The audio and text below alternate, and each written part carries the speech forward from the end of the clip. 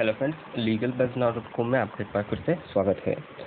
Legal buzz app आप Google play store से download कर सकते हैं और प्रतिदिन नए नए प्रश्नों का अभ्यास कर सकते हैं जो प्रारंभिक और मुख्य परीक्षा दोनों के होते हैं। तो आज ही गूगल प्ले स्टोर से लीगल बज़ ऐप डाउनलोड करें। फ्रेंड्स, जैसा कि हम सीपीसी में कंटिन्यू कर रहे हैं और हमने लिखित कथन, मुजरा और प्रति दावा के बारे में हम बात कर रहे थे। तो हमने लिखित कथन भी पढ़ लिया था, मुजरा भी पढ़ लिया था। इसके बाद अब हम पढ़ेंगे प्रति दावा, यानी प्रति दावे को हम पढ़ रहे थे। तो प्रति दावा क्या होता है, यानी सीपीसी में प्रति दावा का अर्थ क्या होता है, इसके बारे में जो प्रोविजन है सीपीसी में ऑर्डर 8 रूल 6A, याद रखें, ऑर्डर 8 रूल 6A में प्रति दावा के बारे में सीपीसी में बताया गया है। प्रति दावा सारवान रूप से प्रतिवादी की जाने वाली प्रति कार्रवाई है, यानी जो प्रतिवादी है उसके द्वारा सारवान रूप से की जाने वाली क्या है, प्रति कार्रवाई है जो प्रतिवादी करता है, जिसके माध्यम से वह जो वादी होता है उसके विरुद्ध, यानी जिसके माध्यम से किसके विरुद्ध, वादी के विरुद्ध, वादी के अगेंस्ट जो है वाद दाखिल करता है। प्रतिवादी ऐसा वाद में मुजरा का विवाद करने के अलावा प्रति दावे को स्थापित कर सकता है, यानी जो प्रतिवादी है वह ऐसी प्रति कार्रवाई में मुजरे का विवाद तो कर ही सकता है, मुजरे की मांग भी कर सकता है, इसके अलावा वह अन्य कोई प्रति दावा स्थापित कर सकता है इस प्रति दावे के माध्यम से। तो इस तरह से ये प्रति दावा है जो प्रतिवादी को ऑप्शंस देता है। ये केवल उन्हीं दावों के संबंध में हो सकता है जिसके लिए प्रतिवादी एक पृथक वाद दाखिल कर सकता है, और ये ऑप्शंस प्रतिवादी को तब मिलता है जब प्रतिवादी को जरूरत लगे कि उसे नया वाद दाखिल करना होगा। तो नया वाद दाखिल करने की आवश्यकता नहीं होती है, वह प्रति दावे के माध्यम से ही जो है वादी के विरुद्ध प्रति कार्रवाई कर सकता है और मुजरे की मांग भी इसमें समावित कर सकता है। तो इस तरह से प्रति दावा ऑर्डर 8 रूल 6A में दिया हुआ है। अब जानते हैं प्रति दावे के लिए शर्तें क्या है, यानी प्रति दावा जो है प्रतिवादी के द्वारा किया जाता है उसके लिए क्या क्या शर्तों का होना आवश्यक है। तो पहली शर्त है, यह आवश्यक नहीं है कि प्रति दावा एक ही सहवार से उत्पन्न हो, यानी एक ही सहवार का भाग नहीं होना चाहिए, मतलब एक ही सहवार से उत्पन्न होना आवश्यक नहीं है। प्रति दावे के लिए एक ही सहवार का होना आवश्यक नहीं है, जैसे मुजरा में आवश्यक था एक ही सहवार का होना, लेकिन प्रति दावे में आवश्यक नहीं है। उसी प्रकार से प्रति दावे की दावा कर धनराशि का हेतु लिखित कथन के दाखिल होने से पूर्व तुरंत होना चाहिए, यानी जो प्रति दावे का जो धनराशि का हेतु है, धनराशि का जो हेतु है, यानी जो प्रतिवादी के द्वारा जो प्रति दावा किया गया है उसमें जो दावा की गई जो धनराशि है उसका जो हेतु है वह जब लिखित कथन पेश किया जाएगा न्यायालय में उससे पूर्व उत्पन्न होना चाहिए, यानी जो हेतु कब होना चाहिए, पूर्व उत्पन्न होना चाहिए, लिखित कथन के पेश किए जाने से पूर्व जो धनराशि का हेतु है, ये शर्त आवश्यक है।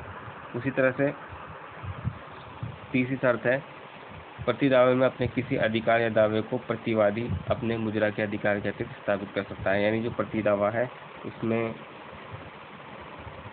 जो प्रतिवादी होगा वह अपने प्रति दावे को मुजरा के अतिरिक्त, यानी जो मुजरा का अधिकार होता है, मुजरे का जो अधिकार होता है उसको अतिरिक्त स्थापित कर सकता है, ये ऑप्शन होता है। यानी प्रति दावे में जो प्रतिवादी है अपना जो प्रति दावा है न्यायालय में मुजरे के अलावा अपना जो अधिकार के लिए जो किया जा रहा है उसको स्थापित कर सकता है मुजरे के अलावा प्रति दावे को। तो इस तरह से ये शर्त होनी आवश्यक है। इस तरह से आगे की ओर है, प्रति दावा न्यायालय की धन संबंधी अधिक सीमा से अधिक नहीं होनी चाहिए। धन संबंधी जो सीमा है, धन संबंधी सीमा,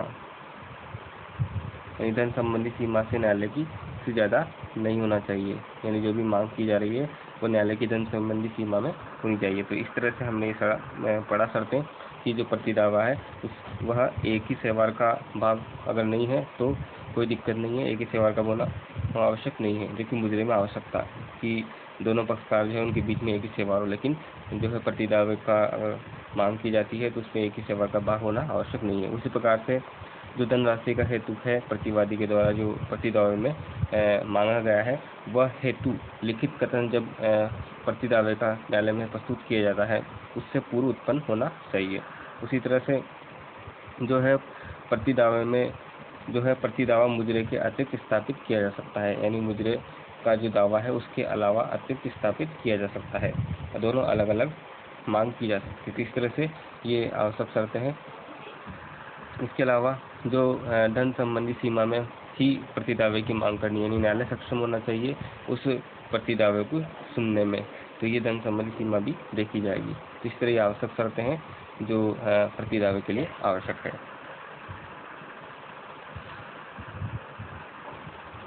प्रतिदावा दाखिल करने की समयावधि, अब पूछा गया है सीमावधि के बारे में बात करते हैं कि जो प्रतिदावा दाखिल किया जाएगा तो उसकी टाइम पीरियड कितना होना चाहिए।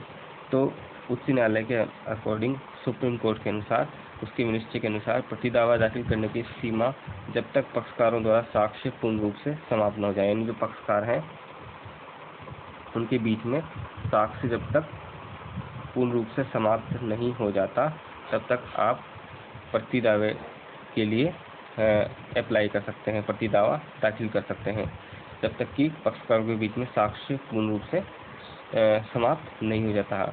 और दूसरी कंडीशन, निर्णय सुनाए जाने के लिए सुरक्षित किए जाने से पूर्व, यानी जब न्यायालय द्वारा प्रतिदावे के संबंध में अगर निर्णय सुनाया जाना है तो उससे पूर्व आप प्रतिदावा दाखिल कर सकते हैं। तो ये कंडीशन से प्रतिदावे में जो लिमिटेशन है ये है।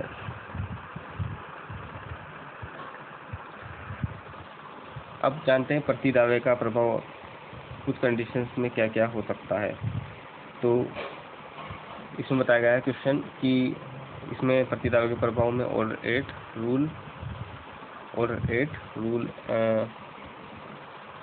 6D ऑर्डर 8 रूल 6D में प्रतिदावे का जो प्रभाव उसके बारे में बताया गया है। इसके अनुसार अगर प्रतिवादी के प्रतिदावे पर कार्रवाई की जा सकेगी भले ही वादी का वाद खारिज हो। अगर मान लीजिए कि वादी है उसका वाद खारिज हो गया है, पहली कंडीशन, या वह न्यायालय में उपस्थित नहीं हो पाया समय पर, या वह अपना जो दावा है उसको स्थापित मतलब साबित नहीं कर पाया है, तो अगर ऐसी कंडीशन में क्या होगा, प्रतिदावी उपस्थित नहीं हुआ है या उसका दावा खारिज हो गया है या उत्तर देने में असफल रहा है, तो जो प्रतिवादी द्वारा जो प्रतिदावा पेश किया गया है उस पर क्या प्रभाव पड़ेगा। तो उस पर कोई भी प्रभाव नहीं पड़ेगा। ये बहुत इम्पोर्टेंट है, कोई प्रभाव नहीं पड़ेगा। उसका जो प्रतिदावा है वो बना रहेगा, उस पर कोई प्रभाव नहीं पड़ेगा। अगर जो वादी है उसका जो है दावा खारिज हो जाता है या साबित नहीं कर पाता है या जो है अनुपस्थित हो जाता है, एब्सेंस, तो ऐसी कंडीशन में जो है प्रतिवादी है उसके दावे पर कोई प्रभाव नहीं पड़ेगा, उसका दावा बना रहेगा। और ये सब चीज़ें ऑर्डर रूल 6D जो है उसमें बताई गई है CPC के में। तो ये कंडीशन है।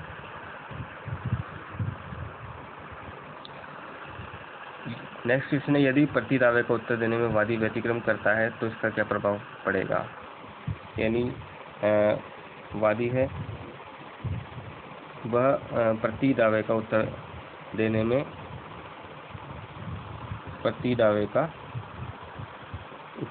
में क्या करता है, व्यतिक्रम कर देता है। यानी जो वादी है प्रतिदावे का उत्तर देने में व्यतिक्रम करता है, तो ऐसी कंडीशन में जो क्या प्रभाव पड़ेगा।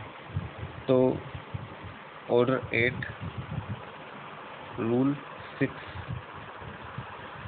6 में बताया गया है कि ऐसी स्थिति में न्यायालय के वादी के विरुद्ध उस संबंध में निर्णय सुनाएगा। यानी ऐसी स्थिति में कोर्ट क्या करेगा, निर्णय सुनाएगा। किसके विरुद्ध, वादी के विरुद्ध। ऐसी कंडीशन में भी जो है अगर मान लीजिए वादी जो है प्रतिदावे को उत्तर नहीं देता है तो ऐसी कंडीशन में कोर्ट वादी के विरुद्ध निर्णय सुनाएगा और प्रतिदावे के संबंध में आदेश कर सकेगा जो ठीक समय, या तो निर्णय सुनाएगा या उससे कोई प्रॉब्लम पड़ता, या फिर कोई आवश्यक आदेश न्यायालय देगा। तो इसी कंडीशन में अगर प्रतिवादी जो है प्रतिदावे का उत्तर नहीं देता है प्रतिदावे के संबंध में जो प्रतिवादी द्वारा पेश किया गया है, तो ऐसी स्थिति में फिर जो है न्यायालय निर्णय वादी के विरुद्ध सुनाएगा या कोई उचित आदेश दे सकता है। तो ये ऑर्डर एक्ट रूल 6 में बताया गया है CPC के में। नेक्स्ट क्वेश्चन है, किसी वाद के संदर्भ में पश्चातवर्ती अभिवचन के संबंध में प्रावधान कहाँ है? यानी कोई वाद है, वाद के संदर्भ में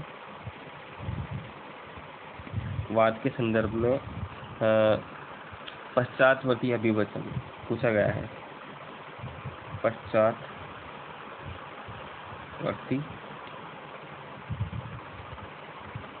अभिवचन यानी किसी वाद के संदर्भ में जो पश्चातवर्ती अभिवचन है उसके बारे में प्रोविजन कहाँ पर है? तो वाद के संदर्भ में पश्चातवर्ती जो अभिवचन उसके संबंध में जो प्रोविजन है वह आदेश 8 नियम 9 में बताया गया है। यानी ऑर्डर 8 रूल 9 में CPC में वाद के संदर्भ में जो पश्चातवर्ती अभिवचन पेश किया जाता है उसके बारे में प्रावधान है। आप जानते हैं कि पश्चातवर्ती जो अभिवचन है जो जिसके बारे में जो प्रावधान है ऑर्डर 8 रूल 9 में वो क्या है, पश्चातवर्ती अभिवचन क्या है?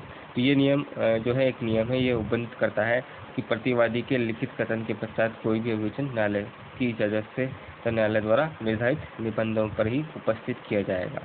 यानी अगर जो है प्रतिवादी है उसके द्वारा कोई रिटन स्टेटमेंट पेश कर दिया गया है, यानी लिखित कथन पेश कर दिया जाता है, तो प्रतिवादी के द्वारा जो लिखित कथन पेश किया गया है तो लिखित कथन के पश्चात कोई भी अगर बाद का जो अभिवचन करना हो, यानी प्रतिवादी ने अपने लिखित कथन में सारे अभिवचनों को समावित करके न्यायालय में पेश कर दिया है और उसके बाद में फिर उसको वापस से अगर अभिवचन करना है, समाहित करना है, ऐड करने हैं, तो वह कोर्ट की परमिशन से ही कर सकता है, अन्यथा नहीं। ये कंडीशन है पश्चातवर्ती अभिवचन। यानी पश्चातवर्ती अभिवचन के लिए जो है प्रतिवादी को कोर्ट की परमिशन लेनी होगी, तभी जाकर उसे अनुमति मिलेगी और न्यायालय द्वारा निर्धारित निबंधों पर ही उपस्थित किया है। और न्यायालय द्वारा जो डिसाइड किए जाएंगे कि आप अब किन निर्बंधन जो है किन फैक्ट्स हैं उन पर आप अभिवचन कर सकते हैं, ये भी कंडीशंस होगी। और ऐसा अभिवचन मुजरा में या प्रतिदावे के विरुद्ध प्रत्यक्ष से फिर होना चाहिए। और एक कंडीशन और है कि जो भी अभिवचन पश्चातवर्ती अभिवचन किया जाएगा प्रतिवादी के द्वारा वह मुजरा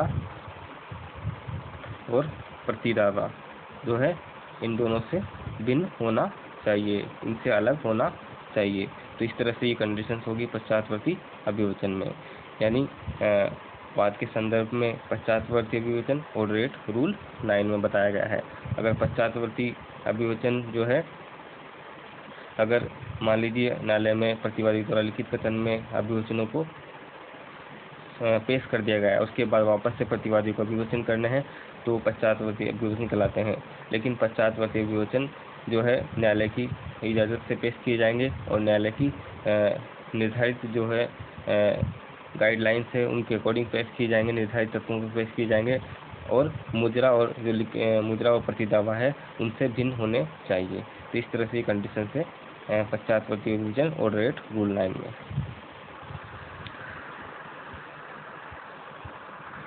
क्या लिखित कथन का ना दाखिल किया जाना प्रतिवादी द्वारा वादी के दावे या प्रत्याख्यान को स्वीकार किया जाना माना जाएगा? यानी पूछा गया है कि कोई रिटर्न स्टेटमेंट है, लिखित कथन का न दाखिल किया जाना, अगर इसको दाखिल नहीं किया जाता है, अगर लिखित कथन को दाखिल नहीं किया जाना प्रतिवादी द्वारा वादी के दावे या प्रत्याख्यान को स्वीकार किया जाना माना जाएगा। अगर लिखित कथन जो है प्रतिवादी द्वारा जो पेश किया गया है उसको न्यायालय के समक्ष दाखिल नहीं किया जाता है तो क्या वह जो वादी है उसके वादे के दावे को स्वीकार करना माना जाएगा, उसके दावे को क्या प्रत्याख्यान को जो भी है उसको क्या स्वीकार मान लिया जाएगा? ये कंडीशन पूछी गई है कि अगर लिखित कथन को न्यायालय में दाखिल नहीं किया जाता तो क्या जो वादी द्वारा दावा किया गया है या प्रार्थना किया गया है उसको स्वीकार कर लिया जाएगा? तो इसका आंसर आता है नो। अगर लिखित कथन प्रतिवादी के द्वारा न्यायालय में पेश नहीं किया जाता है तो वादी द्वारा जो दावा या प्रख्यान किया गया है उसको न्यायालय के द्वारा स्वीकार नहीं किया जाएगा। न्यायालय के निर्णयों से जो है कोर्ट ने डिसीजन दिए हैं जिनके में से स्पष्ट होता है कि लिखित कथन का दाखिल किया जाना किसी भी स्थिति में ये नहीं माना जाएगा कि प्रतिवादी ने वादी के प्रत्याख्यान या दावे को स्वीकार कर लिया है। तो इस तरह से ये कंडीशन से इम्पोर्टेंट कि अगर प्रतिवादी द्वारा अगर जो है लिखित कथन न्यायालय में पेश नहीं किया जाता है तो वादी के द्वारा जो दावा है या प्रख्यान जो पेश किया गया है उसको स्वीकार नहीं किया जाएगा। ये बहुत इंपॉर्टेंट याद रखें। तो फ्रेंड्स आज के लिए इतना ही। CPC में हम फिर से कुछ नया सीखेंगे। तो थैंक यू वेरी मच।